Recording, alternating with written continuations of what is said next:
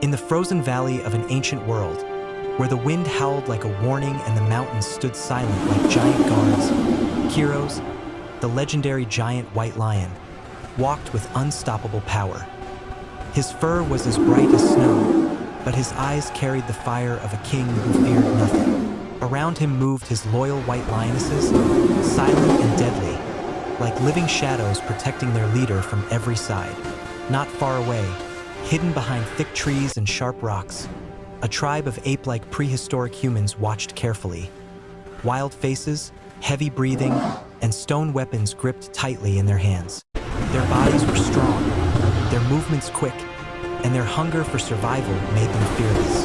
But today, their target wasn't Kiros directly. It was something far easier, far more innocent. Near the icy ground, Kiros' young cub played without fear, rolling in the snow and chasing tiny birds, unaware that death was crawling closer.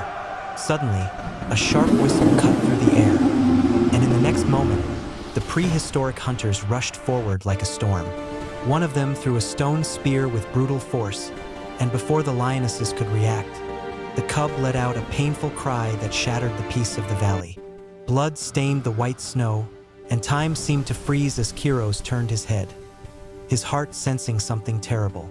When he saw his cub lying still, his roar exploded across the mountains like thunder, shaking birds from the trees and making even the hunters tremble. The white lionesses circled him, growling with rage, but Kiros didn't move at first.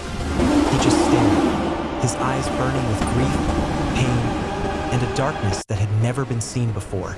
The ape-like humans began to retreat, thinking they had won, but they didn't realize they had just awakened a monster of revenge. Because this was not just a hunt anymore. This was the beginning of a war, and Kiros would not stop until the valley itself remembered his name in fear. Kiros stepped forward slowly, each heavy paw crushing the snow beneath him, and the entire valley seemed to hold its breath. The prehistoric hunters ran, their bare feet slipping on the ice, their voices shouting in panic as they disappeared between the trees. But Kiros didn't chase like an ordinary lion. He hunted like a king who had lost everything. His roar echoed again, not just loud, but full of pain, like the sky itself was crying with him. One of the white lionesses moved closer to the cub, nudging the small body gently, as if hoping it would wake up. But the cub stayed still, and that silence made Kiros' rage even more dangerous. He lowered his head for a moment, his breath turning into mist, and in his mind he made a promise. Every hand that raised a weapon against his blood would pay. The lionesses formed a tight circle around him, their eyes scanning the forest, and then Kiros lifted his head and began walking toward the hunter's trail. The footprints were fresh, the scent of fear was strong, and the cold air carried the sound of distant drums, because the ape-like humans were heading back to their camp, celebrating what they believed was victory. Deep in the forest, torches flickered, shadows danced on stone walls, and the tribe gathered around their fire, laughing and pounding their chests, showing off the blood-stained spear like a trophy. They had no idea that the real predator was coming.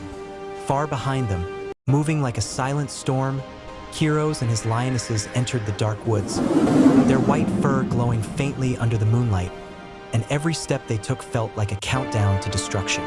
The forest animals went quiet, even the wind softened, as if nature itself was afraid of what was about to happen. Because when a king loses his child, he doesn't just attack, he destroys. As the night grew darker, Kiros and his white lionesses reached the edge of the hunter's territory, where broken bones, animal skins, and sharp stone traps covered the ground like warnings. The smell of smoke and cooked meat filled the air, and in the distance, the prehistoric tribe's fire burned like a red eye watching the forest. Kiros crouched behind a massive rock, his muscles tight like a coiled weapon, while the lionesses spread out in perfect silence, surrounding the camp from different sides. Inside the camp, the ape-like humans were busy. Some were sharpening stones, others were dancing around the flames, and a few were proudly showing the spear that had killed the cub, acting as if they had defeated a god. But they didn't notice the sudden stillness creeping into the trees. They didn't notice how even the insects stopped making noise. Then, without warning, one of the lionesses attacked from the shadows, striking like lightning and dragging a screaming hunter into the darkness before anyone could react. Panic exploded instantly. Torches fell, people shouted, and the tribe grabbed their weapons, spinning in circles, trying to find the enemy.